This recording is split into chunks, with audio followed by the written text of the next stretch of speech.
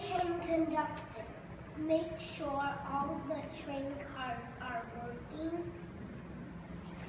Direct the loading and unloading cargo. Help connect cars, operate switches, and make repairs. Tools they use are radio and telephone to call other conductors.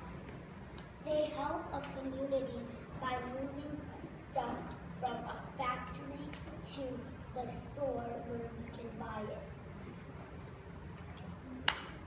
So it starts at a wheat farm, and then it gets harvested, and then it goes in a truck, and then the wheat goes into the train station on the train, then the wheat goes all the way to the flour mill, and then the wheat goes to the train station and gets on a truck, then to the warehouse, and then it goes on another truck to go to the store. What? It interests me because I like freight and trains. Now.